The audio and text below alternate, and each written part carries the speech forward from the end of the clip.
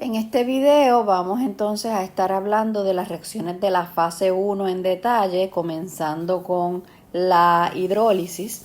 La hidrólisis básicamente es una reacción donde se añade agua, ¿verdad?, para romper algún enlace. Básicamente vamos a asumir que tenemos un grupo éster.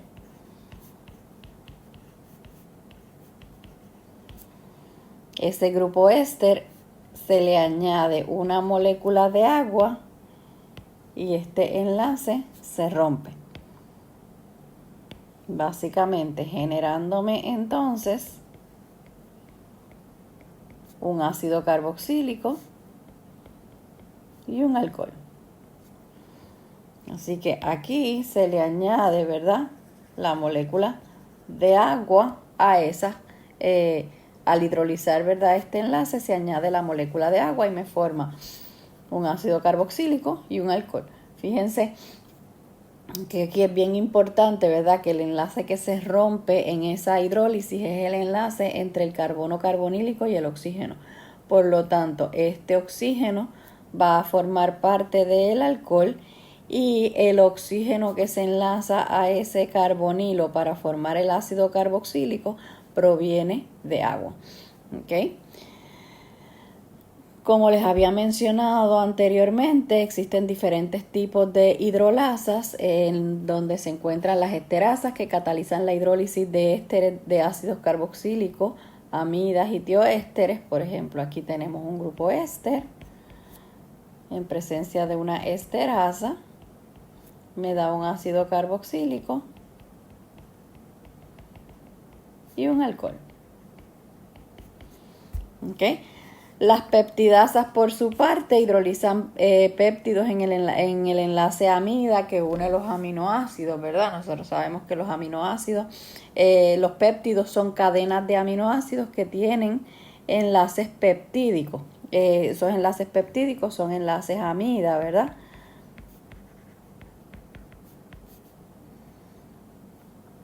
Básicamente esos enlaces amida entre un aminoácido y el otro aminoácido, donde tenemos, vamos a poner por aquí. Básicamente tenemos este aminoácido aquí, en donde tenemos el grupo amino, el grupo carbonilo y tenemos el carbono que tiene el grupo R, que es lo que distingue un aminoácido del otro. Este grupo carbonilo a su vez está enlazado a un grupo amino de otro aminoácido y así sucesivamente. Se va haciendo esa cadena, ¿verdad?, hasta llegar al terminal carboxilo a un lado y al terminal amino en el otro. ¿Ok? Pues básicamente esos enlaces peptídicos, esos enlaces amida entre un aminoácido y el otro, son los enlaces que se van a romper. Se van hidrolizando de acuerdo a la peptidasa. Hay peptidasas que son bien generales, que cualquier enlace peptídico lo pueden romper. Hay otras peptidasas que van a depender del aminoácido que esté a la derecha y el aminoácido que esté a la izquierda y el aminoácido que esté a la derecha. ¿Okay? Así que dependiendo de cuáles son los aminoácidos, pues esa peptidasa trabaja rompiendo ese enlace peptídico. Así que hay enzimas que son más específicas, otras son más generales. Pero todas básicamente hacen lo mismo, hidrolizar ese enlace peptídico. Las epóxido-hidrolasas, por su parte, catalizan la adición trans de agua a epóxidos en alquenos y óxidos de areno. Tenemos, ¿verdad? Básicamente tenemos, vamos a asumir aquí un epóxido. Pues básicamente lo que hace la epóxido-hidrolasa es abrir ese epóxido de esta manera para obtener, ¿verdad?, un diol. Y se le llama adición trans porque fíjense que si este oxígeno sale hacia arriba, me queda ese grupo hacia arriba y el OH que entra me va a quedar hacia abajo. Pero nuevamente, básicamente es la adición de agua, OH y H. ¿Ok? Vamos a ver ejemplos.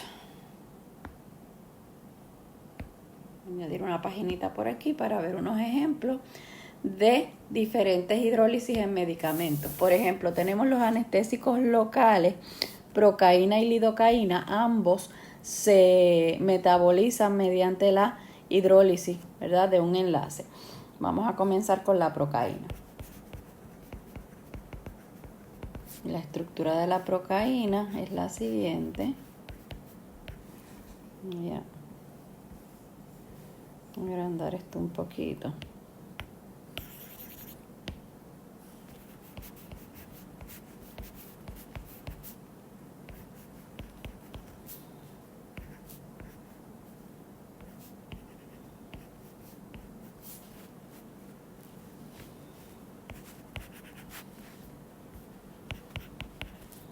Ahí tenemos, ay, discúlpenme. Ok, ahí tenemos la estructura de la procaína. Fíjense que tiene aquí un enlace éster. Ese enlace éster va a ser metabolizado por la acción de la esterasa, añadiendo, como dijimos, una molécula de agua, y entonces me va a formar dos metabolitos. Uno que va a ser un ácido carboxílico y otro que va a ser un alcohol. Fíjense que todo lo demás se queda igual. ¿Ok? Se parte este enlace, se rompe ese enlace y entonces esto me forma el alcohol y a este lado de acá me forma el ácido carboxílico. ¿Cuáles son los átomos que vienen de agua? Pues los átomos que vienen de agua son este OH y este hidrógeno. Esos son los dos átomos que provienen de agua. Los otros átomos provienen de la procaína directamente. Otro ejemplo que podemos ver es el de la lidocaína, que también también es un anestésico local, tiene una estructura similar, pero en este caso tiene un enlace de amida.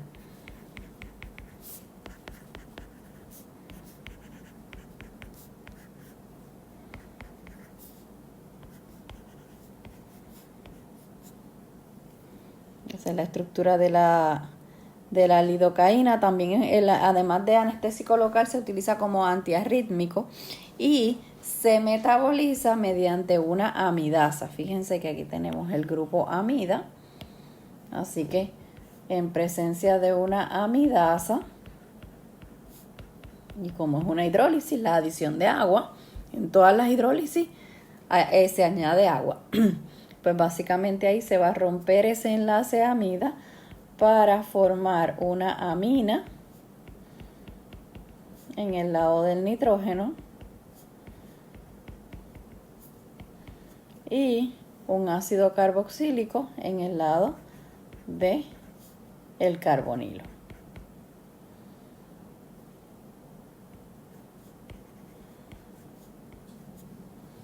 Y ahí tenemos los metabolitos de la lidocaína.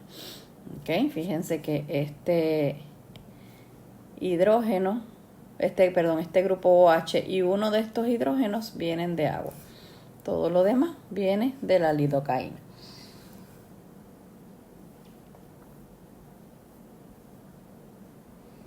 En términos de las reducciones metabólicas, como habíamos hablado anteriormente, ¿verdad? Las enzimas son las reductasas, se encuentran principalmente en el hígado, donde está la mayoría, ¿verdad?, de las enzimas. Sin embargo, también se pueden encontrar reductasas, aunque en menor cantidad, en los riñones y en los pulmones. Y muchas reducciones de xenobióticos también son mediadas no necesariamente por sistemas enzimáticos del organismo, sino por bacterias en la flora intestinal. Así que en el intestino ocurren también muchas reducciones que básicamente quien las metaboliza son las bacterias de la flora intestinal y no necesariamente enzimas que tengamos nosotros disponibles. Pero dentro de las reducciones que podemos llevar a cabo en el organismo está la reducción azo, la reducción nitro, que ¿verdad? Por las azo y nitro reductasas respectivamente, dependiendo del grupo funcional que tenga la molécula, el xenobiótico. También están las reducciones de grupo carbonilo. Básicamente esas reducciones, ¿verdad? Pueden ser de compuestos que contengan grupo carbonilo, como aldehídos, que se reducen a alcoholes, ¿verdad? Y la acetona, dependiendo de qué tipo de compuesto carbonilo sea, pues se van a reducir a alcoholes primarios o secundarios. Por ejemplo, los aldehídos se reducen a alcoholes primarios. Sin embargo, las cetonas se reducen a alcoholes secundarios, porque ya tienen sus dos grupos R. En el caso de los aldehídos, como lo que tienen es un grupo R, pues básicamente este carbonilo se va a reducir a un alcohol primario, donde se añade un hidrógeno al oxígeno y un hidrógeno al carbono, y tenemos un alcohol primario. En el caso de las cetonas, que tenemos dos grupos R, pues entonces nuevamente se le añade a ese grupo carbonilo, se le añade una molécula de hidrógeno, un átomo de hidrógeno al oxígeno, un átomo de hidrógeno al carbono, y quedaría entonces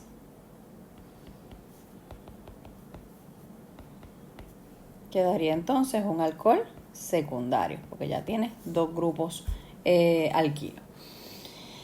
Y otro tipo de reducción es la reducción de disulfuro, que para esa necesita un tripéptido que vamos a estar hablando del más adelante, que se conoce como glutationa. Ese tripéptido glutationa tiene una cisteína en el centro, y básicamente esa cisteína con el grupo SH,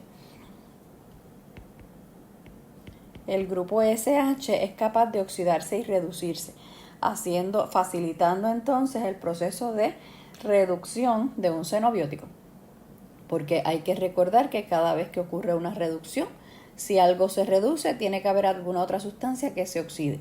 Pues en este caso, para reducir el xenobiótico, se oxidaría ese grupo sulfidrilo de la glutationa, dos moléculas de glutationa, entonces hacen lo que se conoce como un puente disulfuro, en donde tenemos dos grupos SH que se oxidan a un puente disulfuro, que es un enlace azufre-azufre. Este es un proceso de 3 pasos, donde el último paso es catalizado por la glutationa reductasa, y los primeros pasos son catalizados pueden ser catalizados por la glutationa S-transferasa, que es otro tipo de reacción que vamos a ver en la fase 2, o pueden ocurrir de modo no enzimático. Así que esta reacción es mucho más compleja. Por el momento no vamos a estar hablando de ella. Lo que sí quiero darles ejemplos es de las reducciones básicas, por ejemplo, la reducción de un grupo azo. Voy por aquí a añadir otra paginita para darles un ejemplo de una reductasa, de una azo reductasa, ¿verdad? En un medicamento. El medicamento olsalacina. Los nombres a veces a mí se me enredan. La olsanacina es un medicamento, es un antiinflamatorio bien fuerte, que se utiliza mucho en condiciones como por ejemplo el inflammatory bowel disease y la colitis ulcerativa, o sea que trabaja más bien en lo que es el intestino, y pues es un antiinflamatorio bastante fuerte. Este antiinflamatorio tiene un grupo azo, que se los voy a dibujar por aquí.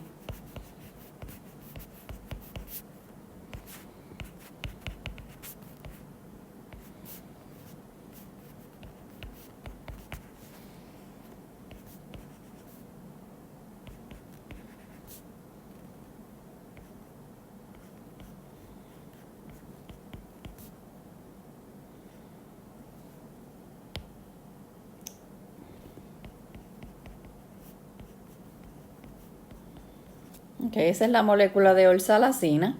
Ese grupo azo, que es este grupo que está aquí, básicamente se reduce en presencia, ¿verdad? O asistido por NADH. Esta enzima azoreductasa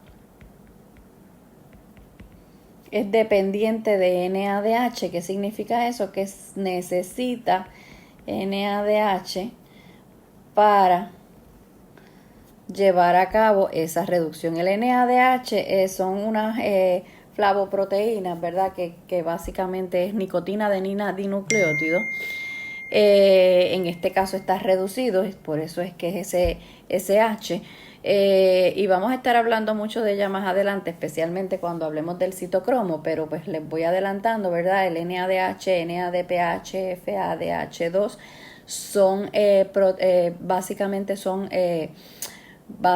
como unos cosustratos, o un cosustratos, no unas, se me fue la palabra, son básicamente son asisten a muchas de estas enzimas a llevar a cabo oxidaciones y reducciones.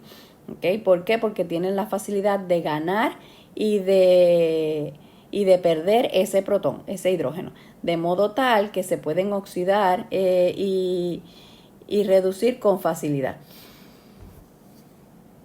Y entonces esos NADH en ese proceso se me convierten en NAD positivo. Así que pierden el hidrógeno completo con sus 2 electrones, no solamente el protón. Así que haciendo eso, ¿verdad? Lo que hacen es que le transfieren ese hidrógeno a, en este caso, los nitrógenos, y de esa manera se reduce para formarme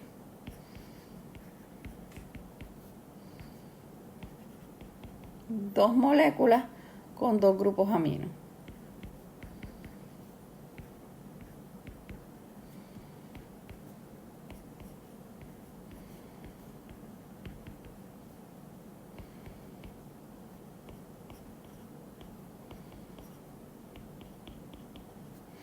Y de esa manera pues ya se reduce ese grupo azo a 2 grupos aminos. ¿Ok? Y nada, de esa manera trabaja la azoreductasa. Básicamente es reduciendo un grupo azo. Si el compuesto tiene un grupo azo, pues puede ser metabolizado por la azoreductasa. En el próximo video entonces vamos a continuar hablando de la oxidación. Hasta luego.